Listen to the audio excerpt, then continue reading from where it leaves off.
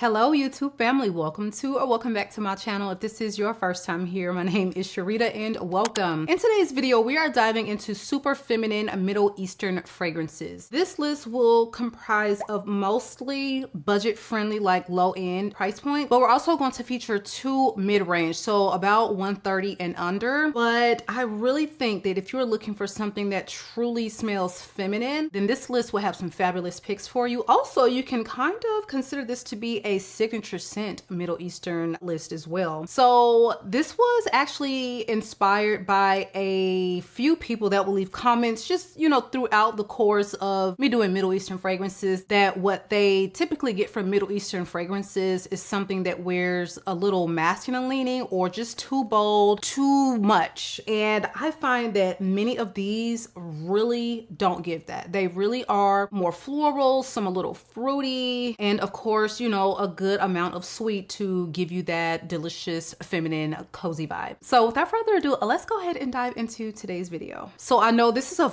very, very different makeup eye look for me, but oh my God, I'm loving it. And I know some of y'all are gonna ask, what palette is it? I did a whole makeup video on this look for my Sephora savings event. So if you want the full breakdown on how I achieved the look, it will be in that video, which airs within this same week, okay? But if you just need to know the name of the palette, it will be linked, and it is the DANESSA MYRICKS Lightwork 7. It is her latest drop, and okay, I highly recommend it. So let's go ahead and get into the first one. This first fragrance is from Lattafa. You all made me buy this. I love all of my Abiads, okay? I only have two. Why am I saying all of them? Well, now I have three. But so many people told me over and over again, Abiad Pudre, Abiad Pudre, Pudre. And y'all know I love a good powdery scent, so I had to go ahead and pick up your girl. This arrived just a couple days ago, and it is without a doubt a love.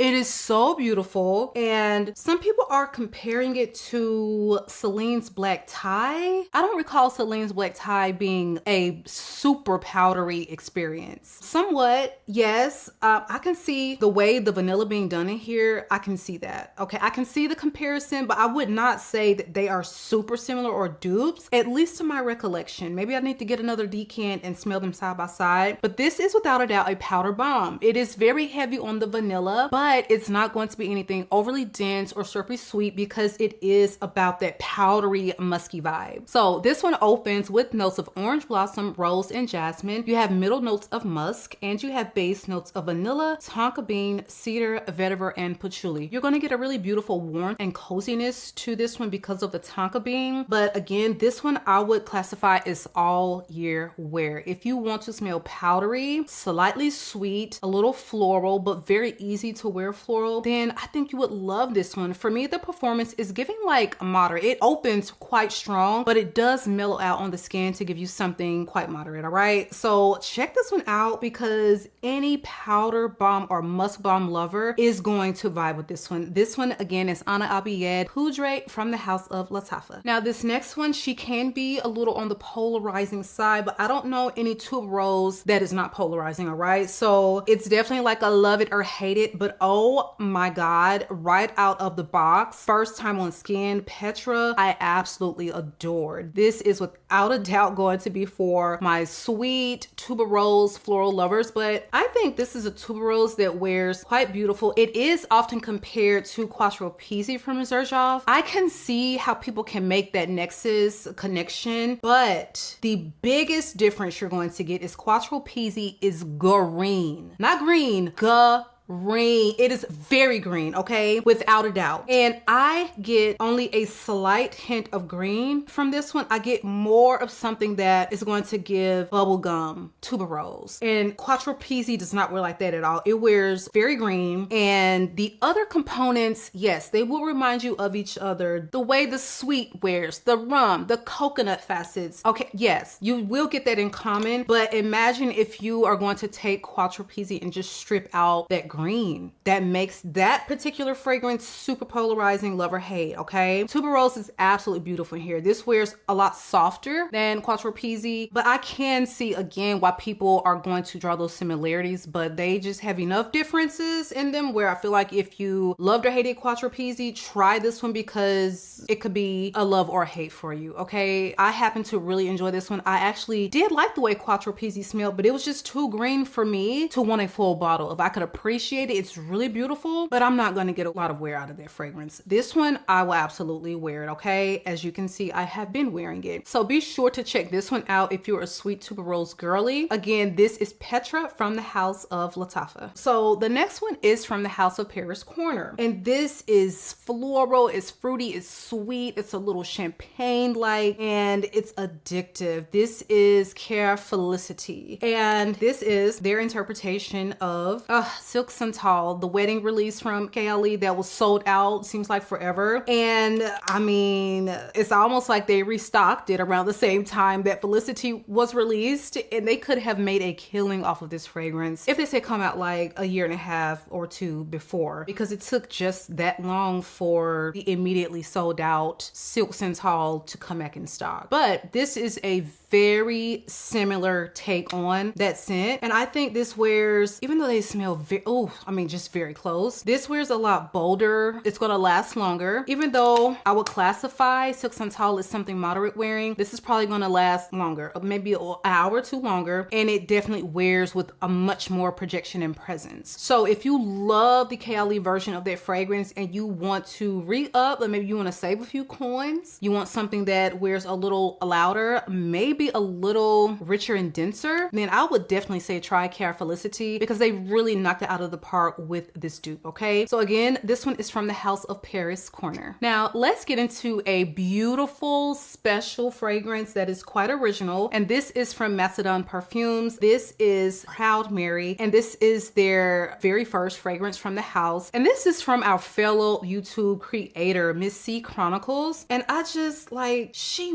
really did a stunning job with this fragrance. To go from creator to perfume creator, like what an accomplishment, what an achievement. Definitely a kudos, hats off to her, because not only did she execute, she did it well. Proud Mary it's very sweet and sugary like, but it's also a little floral, and there is a sexy fruity spiciness to this that makes it really hard to put it into a category of, okay, spring, summer, fall, winter. This one is very much so year round, and it really does embody that gorgeous Middle Eastern vibe, but very feminine and very wearable. She's not giving up her sexy quality, you know, just yet. Like some of these are a little bit more frou-frou, la-la. This one still has a soft but sexy, spicy edge. So this one features top notes of pineapple, apple, dried fruits, and cardamom. You have middle notes of a beautiful airy jasmine and tonka bean, and you have base notes of vanilla, spices, light woods, and patchouli. So it is really beautifully blended and just really intoxicating. Check this one out if you're looking for something very grown up, but still, you know, sweet at the same time. So again, this one is Proud Mary from the house of MACEDON Perfumes. Now let's get into one from Lattafa that was not really on my radar. I decided to just pick it up off of seeing a random, you know, YouTube short, and this is called The Kingdom. This one I would say is going to remind you of something very designer-esque, and for that reason, I'm not sure how much wear I would get out of this, because typically I don't gravitate towards those scent profiles much, but it is really beautiful. It's easy grab and go, just everyday fragrance that is a little fruity, and it's floral, and it's a beautiful sweet quality that this one has without it being too heavy and thick, which is what a lot of sweet floral, fruity florals from designer fragrances can typically do. I just like the way that this one wears. It has a really beautiful and light, airy texture to it. So The Kingdom for her opens with notes of pear, peony, and cassis. You have middle notes of praline, tonka bean, and jasmine, and you have base notes of musk, vanilla, sandalwood, and amber. Again, really easy to wear. I think if you love pear, if you love, you know, forest fresher but sweet gourmand-esque florals, then this one would be a really easy pick for you, okay? Again, very signature scent worthy, but it does have that designer DNA vibe. Now, you know, I don't know my designers like that as far as all of the fragrances, so I don't know if this is supposed to be a dupe for something else. I would say refer to Fragrantica and see if a lot of people agree that this smells like XYZ, because it may be similar to something you already have in your collection if you collect a lot of designer fragrances, all right? But this very enjoyable and a really youthful, gorgeous fragrance, all right? So this one again is the Kingdom for her from the house of Lattafa. Now let's get into a rose, spicy, woody fragrance that wears with a touch more boldness than a lot of these that we have featured today. But this is from Paris Corner, and this is Bayen Al Asrar. This is their take on Guidance, and baby, the way this has gotten stronger and more Guidance-like with age, it has really become a beast mode scent. And I would say it started off as really good performing. I'm not gonna say it was at all like a beast. I was liking it to a Delina La Rose to a Delina. That's how it wore. It had an underlying freshness, but when I first got it, it was a brand new, fresh off the press release. This don't wear like that no more, okay? So you just never know what you're gonna get as the end result from some of your Middle Eastern fragrances. Many of them really change a lot with maceration. Some, you know, they stay the same, but this one has definitely gotten richer, deeper, a lot more sexy, and again, a lot more Guidance-like. So this opens with notes of pear, hazelnut, and olibanum, middle notes of rose, osmanthus, saffron, and jasmine sambac, and you have base notes of sandalwood, vanilla, labdanum, ambergris, and akigala wood. Pretty much the exact same breakdown of notes for Guidance, all right? So if you have been curious about Guidance, or you like the way Guidance smells, you don't want to spend the Guidance money, then I would say check this one out because it is a beautiful fragrance, very feminine, but very self-assured. Again, this one is Bayen Al Asrar from Paris Corner. So this next one is absolutely gorgeous, okay? It starts off very youthful, very beautiful, something just super chic, but when it starts to dry down on your body, on your clothes, it morphs into something very much like the name would suggest. Main Character from VIVAMOR Parfums is the latest release, sold out current date, but I'm sure they will be announcing the restock or, you know, pre-sale for a restock any day now. This is Rhodolescence or Stevens collaboration with the brand, and I just like, it started off again just, wow, this is so pretty, but something in this dry down, I don't know what is going on, but it really becomes something truly captivating without letting go of that beautiful pink feminine energy, and that is not an easy thing to pull off. They have done it with this fragrance, and I am really enjoying this one. So this opens with notes of pear blossom, bergamot, pink peony, white peach, and raspberry. You have middle notes of cotton candy, Egyptian jasmine, and orris, and you have base notes of velvety musk, caramel, vanilla bean, and sandalwood. I guess it's something about that velvet musk, honey. I mean, beautiful sandalwood. You actually get something that smells cotton candy like. The cotton candy, the peony, the caramel, it's giving you that girlish pink quality. And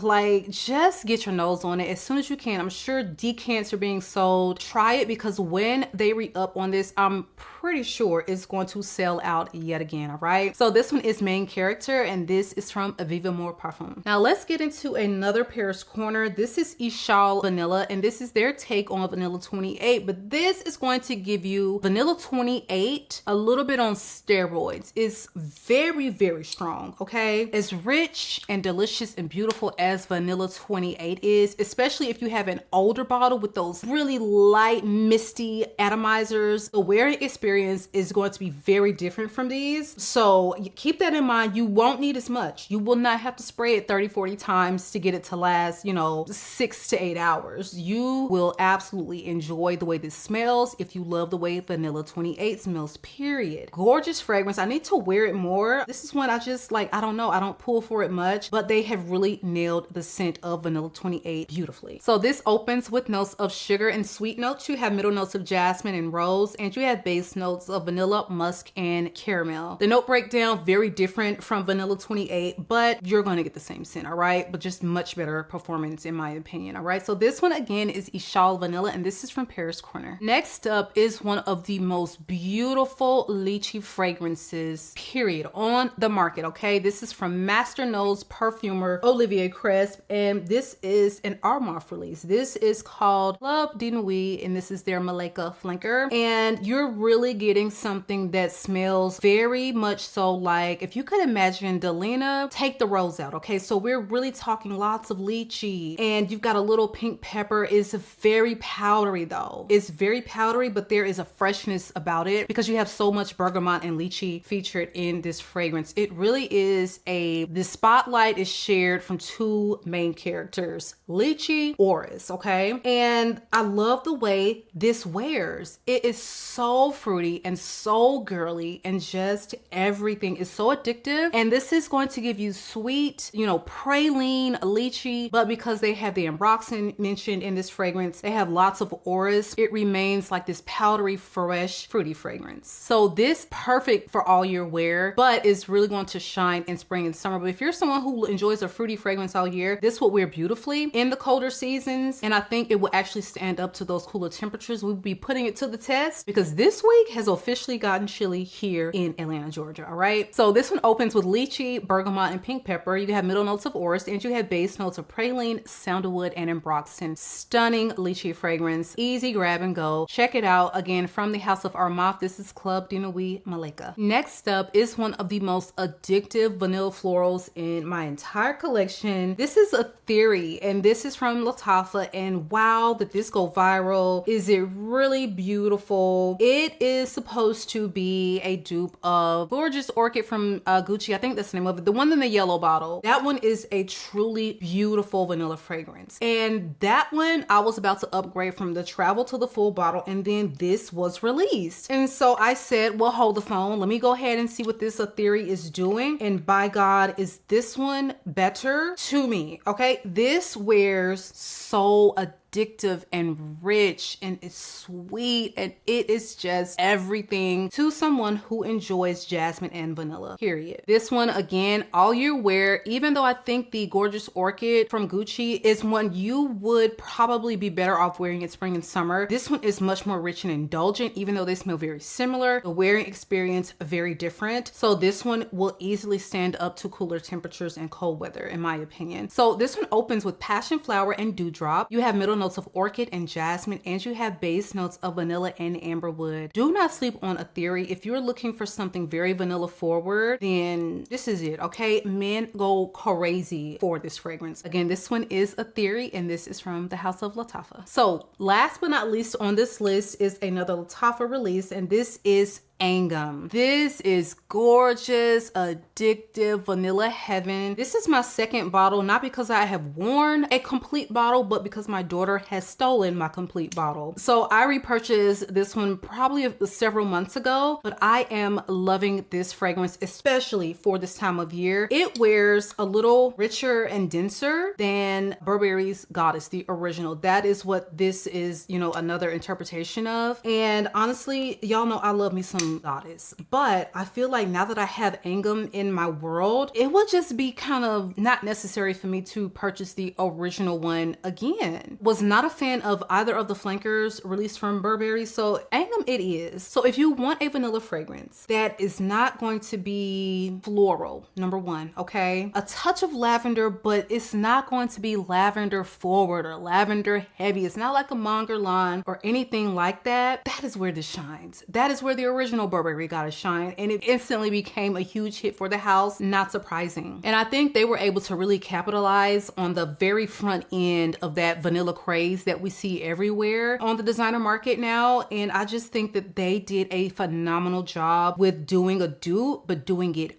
better. And listen, I have been a Burberry Goddess stan since its inception, but this one definitely does reign supreme, and so many people would agree. So Angham opens with notes of ginger, mandarin, and pink pepper. You have middle notes of praline, cacao, jasmine, and lavender, and you have base notes of vanilla, amber, and musk. This one has more notes mentioned than the original Goddess, and it really does smell like it has a little bit more going on, even though they really kept the scent overall very close. The mention of that praline and amber, that's exactly how I would describe it. It comes off a little bit more ambery, and there is definitely an added sweet layer to this fragrance compared to the original one. So please check this one out. I had Athena and I was like, I don't need another Burberry Goddess dupe. I have the original Goddess. I have Athena. But the way y'all did not let off my neck about getting this one, like Angham was wildly successful for the house of Lattafa. So if you're kind of on the fence or you're thinking about it, girl, go ahead and pull the trigger. You will not regret it. All right. So that is it for me. These are some amazing, very feminine Middle Eastern fragrances. You do not have to break the bank to smell amazing, and these are all a testament to that. So everything will be linked below. Many of these you can shop through Aroma Concepts. Wonderful service, wonderful delivery, and you can save 10% when you shop them. Even though these are not expensive, you can save even more. Put that money back in your pockets. All right, so be sure that you are subscribed. I love you all, YouTube, and I will catch you guys on the next one.